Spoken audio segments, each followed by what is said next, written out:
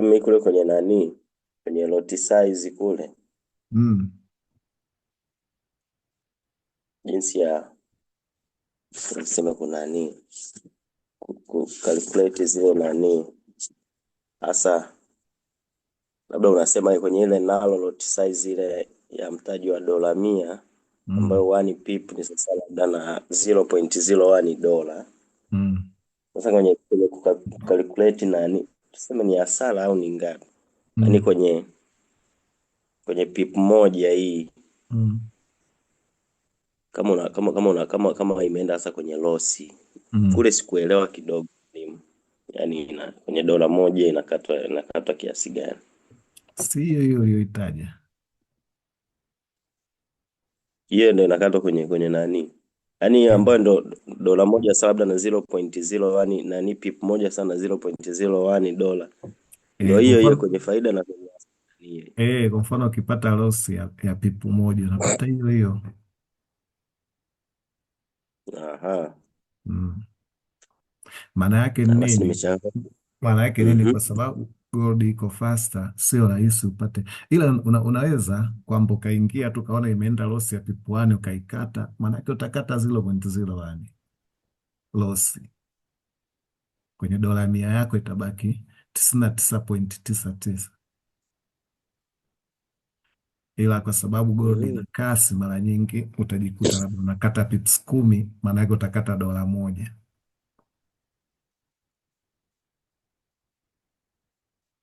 Ile ukiseti kwamba stop loss yangu iwe iwe pipu moja, let's say kwamba umeingia, imeanza kwenda kwenye profit, ukapandisha stop loss, labda mwanzoni ulikuwa umeweka labda pips 30, kwamba nikipata loss iishie dola 3, umepandisha sasa stop loss ukaipeleka mpaka labda mpaka sasa hivi una run in profit, ambapo labda hata una dola 5, ukasema kwa namna ilivyoenda ili alitakii tena lirudi mpaka kule nilipokuwa nimeriski, hebu nipunguze riski, ukaamua labda uweke stop loss hiyo dola hiyo pip moja, maana yake utapata loss ya 0.01.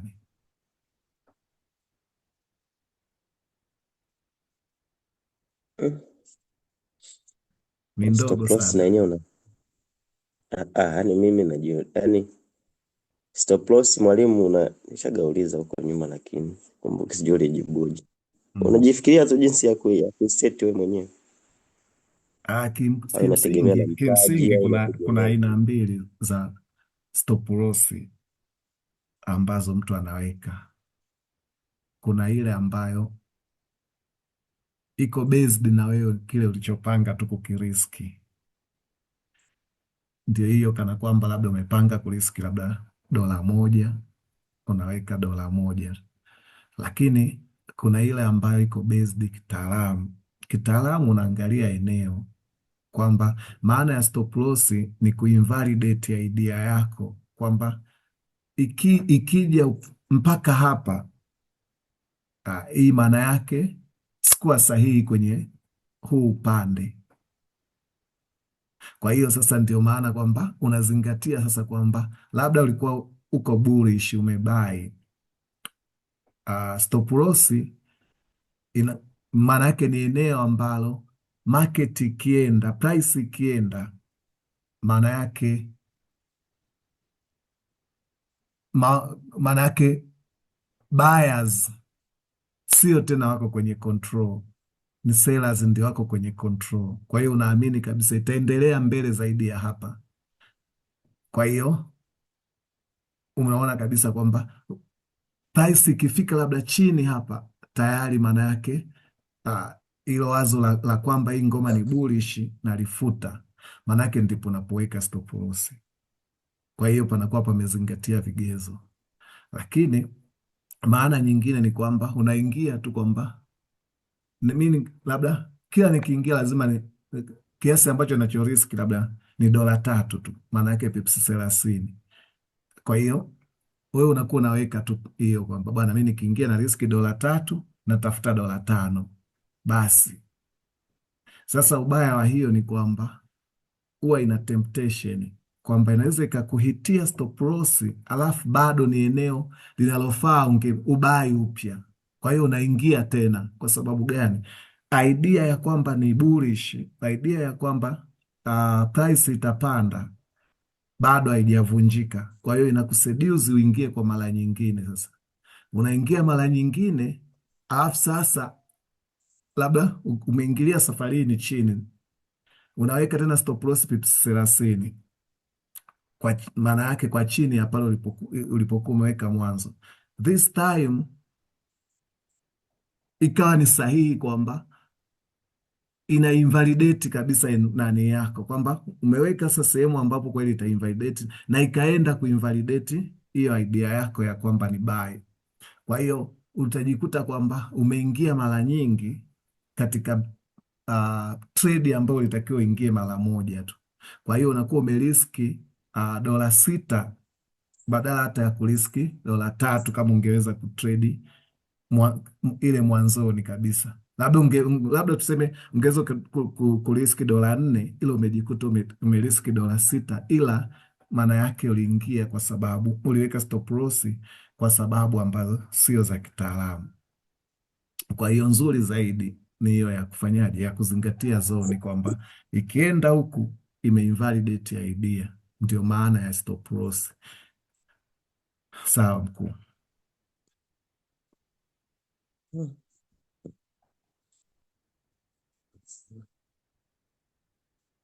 Unijibu sasa. Mwalimu, nimekuelewa japo taratibu. Ni taratibu kwa sababu mpaka sasa hivi hatujaanza kuangalia maeneo ambayo kwamba ikifanya hivi hapa imechange, tunasema imechange character ama imeshifti uelekeo. Kwa hiyo ndio hicho naamini pekee ambacho kitakuwa kinakuwazisha kwamba najuaje kwamba ile eneo limenani, lakini hatujapafikia huko bado, tunaitangizia. Kwa hiyo tutapafikia, wewe mwenyewe automatically halitakuwazisha kwamba hii nimeweka kitaalamu au sijaweka kitaalamu. Lakini pia inawezekana kabisa kwamba profit umeshaingia, unalani kwenye $10 profit, maana yake pips 100 mbele iko kwenye uelekeo wako, huku chini huku nyuma yake stop loss unaweza ukaiweka hata $3 positive, kiasi kwamba ikishuka tena nyuma kwenda kuifikia hiyo $3 yako, maana yake imeinvalidate idea ya kwamba bado inaenda juu. Kwa hiyo tayari we stop loss ilishakuwa ni positive, sio loss tena. Maana yake umeloki profit yako, ila umeloki kitaalamu, kwa sababu unaweza ukaloki tu kwamba imefika $10, stop loss naiweka labda pips 5, maana yake ikifika tu $9.5 ijikate. Maana yake pale una trade, tunaita una trade ile profit. Hilo unaweza ukaweka kitaalamu sasa kwamba bana ikirudi nyuma tena mpaka pips 30, maana yake hii idea ya kwamba inaendelea mbele imekufa. Kwa hiyo umekuwa una lock pips profit ya $7, maana yake pips 70. Vyote vile pale utavifanya smoothly, hata sio kipengele kigumu hicho. Asante mwalimu. Karibu tena. Pasco, kuna swali toka kwa kuna mwalimu anauliza kuna swali, inawezekana hajajiandaa ya mbele. Haya, twende. Mwalimu, mimi swali labda ukianza kufundisha ndo nitauliza. Sawa. Tulikuwa tumefika kwenye hiki kipengele cha kwa nini price inatembea. Tukatazama fakta mbalimbali ambazo zinaifanya price itembee, na tukawa tumedumu sana kwenye hiki kipengele kiasi kwamba tukaenda mpaka kuangalia kwenye chati kule. Kwa hiyo kama hakuna swali, maana yake tutahamia kipengele kingine tena cha mbele ambacho ni market is continuous repricing. Kwa hiyo tutatazama hicho nacho tukiwa tunaelekea mwishoni mwa moduli yetu ya kwanza.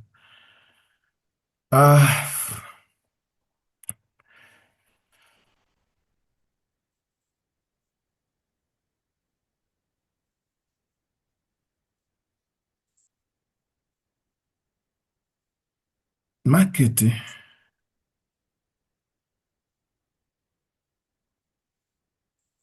siku zote haiachi kufanya repricing.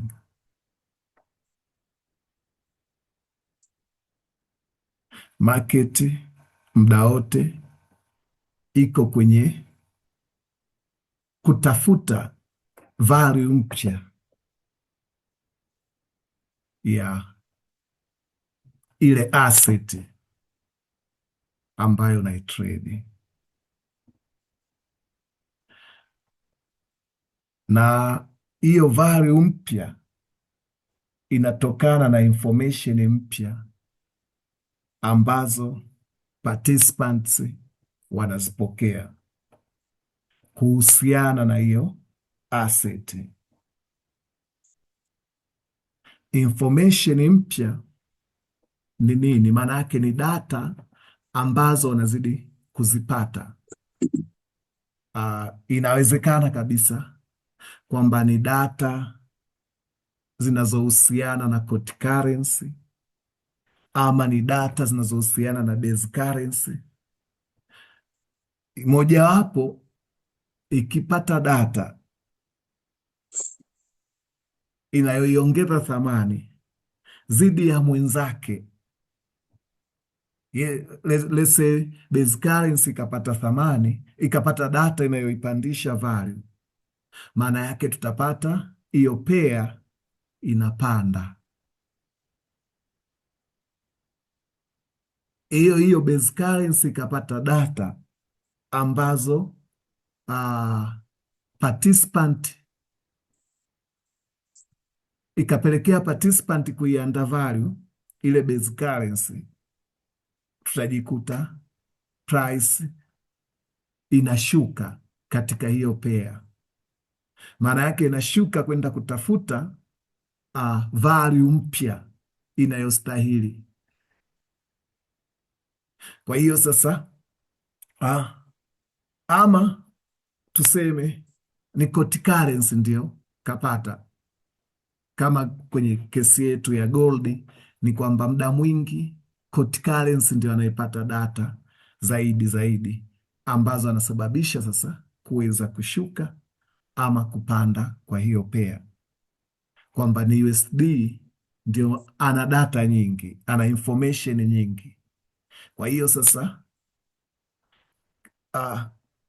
kama ni data za kuibeba cold currency, automatically ile pair inaenda chini.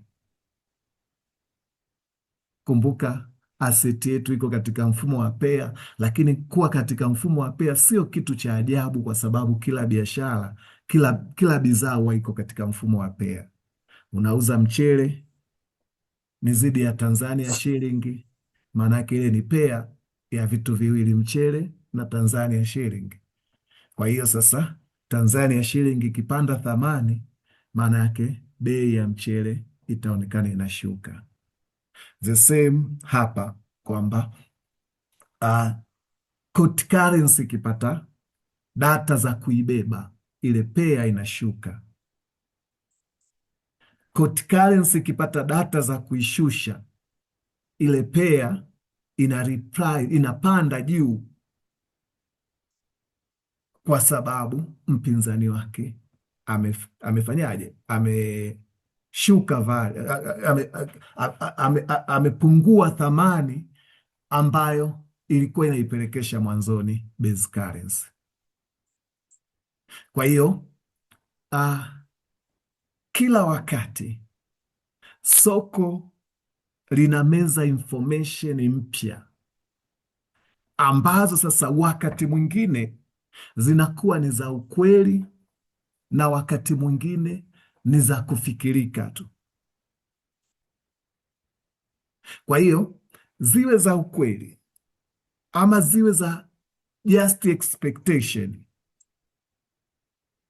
tunapaswa sisi kama trader ambao hatuna uwezo wa kupandisha soko hata kwa pipu moja mitaji yetu, hatupaswi kuwajaji wenye uwezo huo kile wanachokiona, kwa sababu ndio maana sasa tunasema kwamba soko halikosei.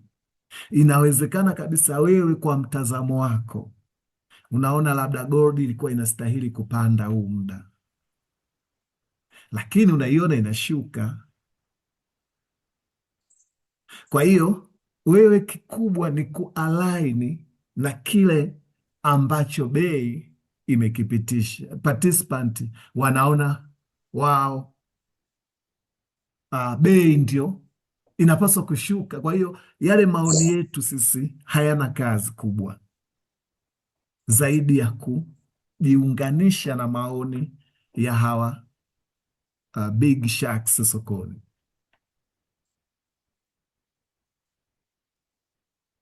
Kwa sababu wao kile wanachokifanya ndicho kitakaleta impact sokoni. Kwa hiyo haupaswi kuja kufikiria sasa siku moja kwamba analysis yako iwe bora kuliko kile unachokiona sokoni, ama tuseme kwamba yes, analysis yako iko sahihi, lakini sasa labda wewe unaona kwamba gold inapaswa kupanda kulingana na data ambazo uko nazo mezani, lakini data kwa gold kwa muda huo inashuka. Nini ufanye sasa? Kuseli maana yake utapingana na data zako. Hamna kitu kibaya sokoni ama chenye guilty kama kupata losi ambayo nilijua tu ingoma itapanda, lakini niliseli kwa sababu kwa muda huo ilikuwa inashuka. Kwa hiyo subiri price ipande sasa, ili kualaini na ile analysis yako uliyoifanya, ndipo wewe uweze kuingia. Kwa hiyo the best approach ni kusubiri soko liconfirm kile ambacho wewe umekiona, na huwa kwenye KIM tuna falsafa moja kwamba no alignment no trade. Yawezekana kabisa ilikuwa ni misalignment ya data za uthibitisho kwamba price inapandwa, price inapaswa kupanda, lakini kuna data zingine zinasema price inapaswa kushuka. Na wewe unaamini kwamba inapaswa kupanda, lakini wakati huo price yenyewe sasa unaikuta inashuka.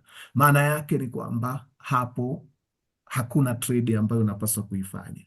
Huwa tunasema kutokufanya trade nako ni trade. Wakati mwingine huwa tunasema kwamba kuna nyakati unapona kupata losi kwa sababu kubonyeza button tu ya trade, huku execute buy wala seli, unakuwa na uvumilivu. Maana yangu ni nini? Na kutaka kwamba usiende sasa katika level ya kutrade kwa expectation tu kwamba kwa sababu data zangu zinaonyesha itapanda, kwa hiyo na buy, naanza kubai, wakati huo price unaiona inashuka. Lazima sasa kwamba soko likonfirm. Najua wakina nani tuna Baraka naendaga kanisani wengine hata kanisani ashani. Okay, sawa. Daudi naye nishawahi kumuona naenda kanisani siku hizi sio zamani. wanasema kwamba uh, maandalio ya moyo ni ya mwanadamu, jawabu la ulimi latoka kwa Bwana. Kwa hiyo maana yake ni nini? Kwamba kuna kitu ambacho higher power inapaswa iapprove sasa kile ambacho wewe umekiona. The same huku sokoni, kwamba wewe jiandae, kama umeona data zako zinakuonyesha kwamba inapaswa kupanda, jawabu litakuonyesha soko lenyewe. Kwa hiyo final confirmation ni price kualign na uelekeo wako. Kwa hiyo kama haija align na uelekeo wako, basi pale usitrade, kwa sababu ukisema tu ufukuzie ni seli basi, kwa sababu price inashuka. Yawezekana kabisa ilikuwa inashuka ili kuanza kupanda, na wewe data za kushuka huna. Kwa hiyo subiri price iweze kugeuka kwenda uelekeo wako. Ndicho soko, kwa sababu tunasema market never stops evaluating value, na never stops evaluating value kwa sababu kila wakati kuna new information ambazo market participant wanazipata, na hizo new information zinawapa new expectation, matarajio mapya siku zote. Siri ya hili soko ni kwamba lina trade so what. Yes, labda the Fed wamepandisha interest rate. Kupandisha interest rate sio data ambayo kwa wakati huo, kwa sababu kitendo kikishafanyika tayari kimeshafanyika. Kwa hiyo sasa, so what ndicho soko litakachokifanya. Wamepandisha interest rate, so USD itapata nguvu.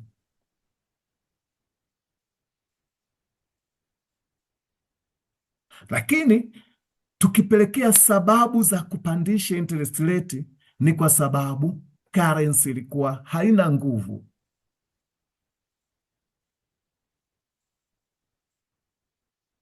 Sababu za kushusha interest rate, kwa sababu currency ilikuwa ina nguvu sana.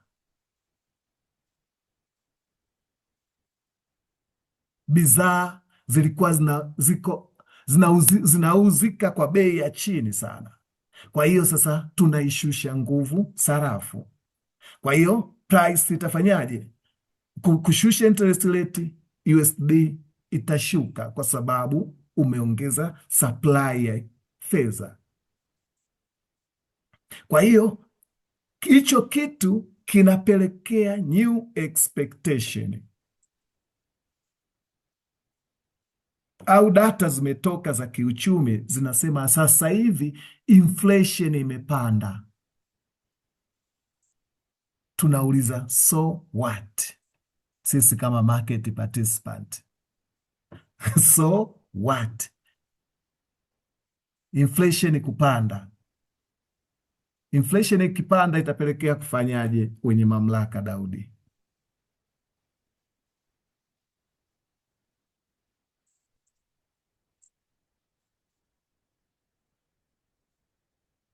Na maiki yako iko oni kabisa, sijui ukachelewa kajifanya kana kwamba ndio naiwasha, naiona iko oni. Wewe ongea.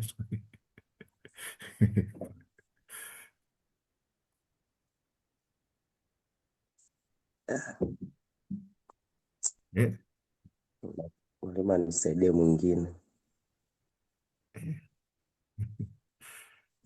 Hebu msaidie hapo Pasco.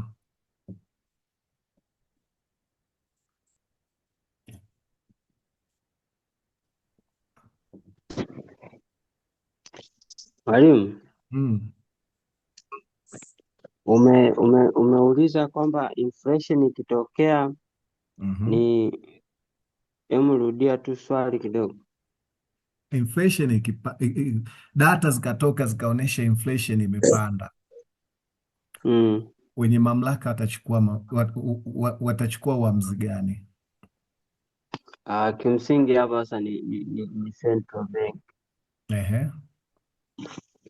Inflation ikiongezeka ina Mm. maana wameona pesa iko Sio, nyingi. sio, ngoja kwanza, wenda hujalielewa swali. Sio wameona, data za inflation zimetoka zikaonyesha Ndio. kwamba inflation imeongezeka, kuna mfumuko wa Mm. bei. Maana yake, je, Ndio. watachukua hatua gani kulingana na hizo data? Wa, wenye mamlaka unaongelea? Ndio. Wenye mamlaka wanaweza wakafanya vitu vingi ili Mhm. kuipunguza. Labda kwa mfano, Mm. wanaweza wakaamua kuongeza interest rate, Mhm. kwamba wakiongeza ile wanategemea kabisa sasa pesa nyingine zitaanza kulipalipa hayo mariba manini. Kwa hiyo ina maana bei inaweza ikashuka ya vitu, sababu pesa itapungua kwenye mzunguko. Lakini Mm. wanaweza wakafanya kitu gani kingine, lakini kikubwa watafanya tu maamuzi yanayopelekea kupunguza hela kwenye mzunguko. Labda wanaweza wakapandisha bei za aseti kiasi kwamba kama mtu alikuwaga ananunua shamba eka moja, wakatengeza mazingira aseti zikapanda bei, kwamba watu wakinunua kwa bei kubwa mtaani hela zinaweza zikapungua pia. Sawa. Umejitahidi sana. Nakumbuka jibu la hilo swali ndio ile mada tulikatisha njiani. Kwa hiyo umejibu tu kwa uzoefu kwamba tulikokuwa tunaelekea kuna nani. Ndio maana Daudi amesita, kwa sababu jibu kimsingi sijawapa, ila nilikuwaga najaribu kufafanua tu. Yes, pale na data zimetoka, labda data ya CPI ndio data inayopima inflation, ama PCE, personal consumption expenditure, inapima inflation. Data zimetoka zimeonyesha kwamba kuna mfumuko wa bei. Hizo data watakaoshughulikia hizo data ndio hao form C huwa wanakutana kila baada ya siku 40, lakini data kutoka haimaanishi hao jamaa wameshakutana. Hiyo form C imeshakutana kuja kufanya maamuzi sasa ya kupandisha interest rate kama alivyosema Baraka. Yes, ukipandisha interest rate maana yake umeongeza thamani ya sarafu yako, maana yake bidhaa zitajikuta zinashuka bei. Lakini inapotoka vile pale, sio ndio muda ambao decision makers wamekaa.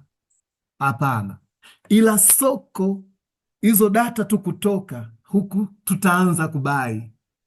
tutaanza kuibai USD kwa sababu ya expectation ya kile kinachoenda kufanyika. Kwa hiyo soko halitasubiri mpaka siku ya form C waje waseme bwana, tumepandisha interest rate. Kwa hiyo availability ya data, availability ya information kuhusu inflation inapelekea new expectation. New expectation inapelekea sasa new actions. Mmenipata mpaka hapo? Mmepata huo muunganiko? Kabisa kabisa. Okay. Leo kwa nini mnanipata haraka? Kwa hiyo new expectation zinapelekea new decisions. Sawa Daudi? Sawa mwalimu. Umeelewa? Sio sawa tu hapo. Naelewa taratibu mwalimu. Kwa hiyo new decisions zitapelekea new price. Kwa hiyo ndio maana sasa ya hii chain, kwa sababu kila wakati yes, tumechukulia sasa kwamba data za inflation zimetoka zikionyesha inflation imepanda, maana yake hiyo ni new information, itapelekea labda muda huo USD ilikuwa inashuka, iko kwenye down trend, tayari itashift expectation za market participant. Ikisha shift expectation, wanaanza kualign na kile ambacho wenye mamlaka watakifanya. Yes, Pasco. Mwalimu, Naam. yani hapo mimi nachojaribu kukuelewa, huenda labda nilikuwa nimeelewa vibaya, ndio maana nataka nikuulizie mapema Ndio. kwamba unamaanisha trader kama trader wenyewe hawasubirii mpaka nanilii wanaohusika kuchukua maamuzi, si ndio hivyo? Mm. Yani kwamba wakiona kwamba kuna mfumuko wa bei Mm. tayari wanaanza kufahamu kwamba kitakachoenda kutokea kitakuwa ni hiki na hiki, kwa wanakuwa washajiandaa. Au Uko sahihi kabisa katika huo mtazamo, kwa ndio sababu ndio maana nikasema kwamba siku zote data kutoka kwamba inflation iko juu, maana yake ni kusema sarafu haina nguvu, si ndio? ndio Ni sawa? ndio. Kwa hiyo kusema sarafu haina nguvu, maana yake uamuzi sahihi ulikuwa ni kuinunua au kuiuza.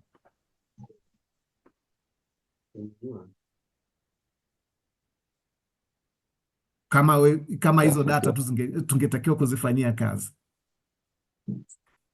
Kwamba acha kumuuza mwenzako Baraka.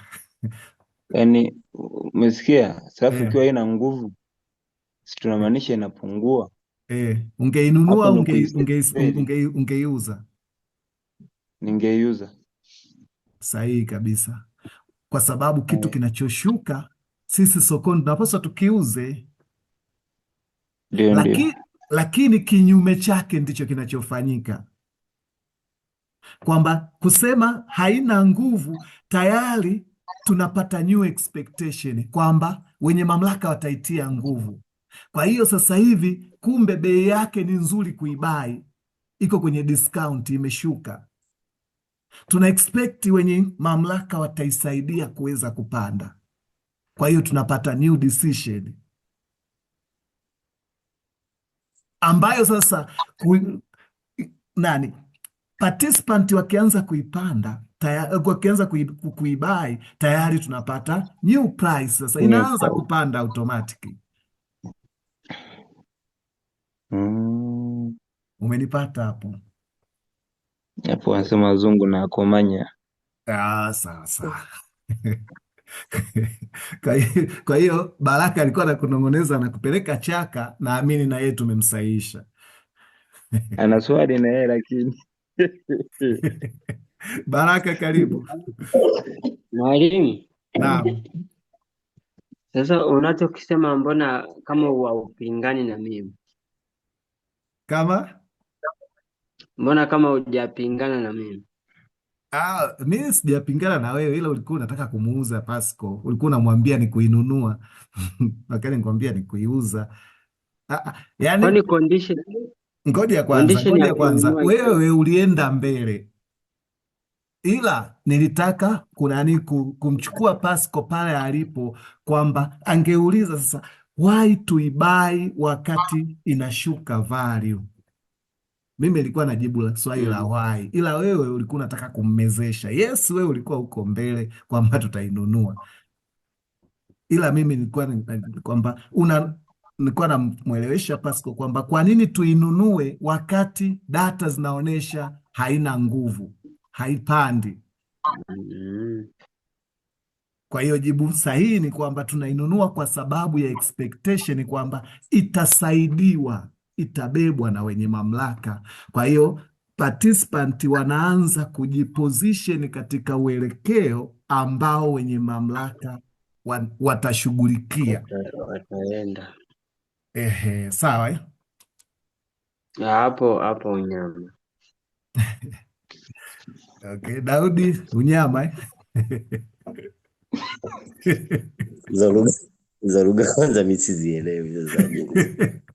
Mwalimu, haya mambo ni kuyaelewa taratibu. Yaani kichwa changu kinapelekwa kinarudishwa.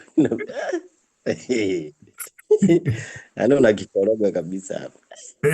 Nashuka tena tunainua Yaani tena. hadi na michoro yote hii hapo nimeiweka. Kaka, kaka, Inashuka tunainunua.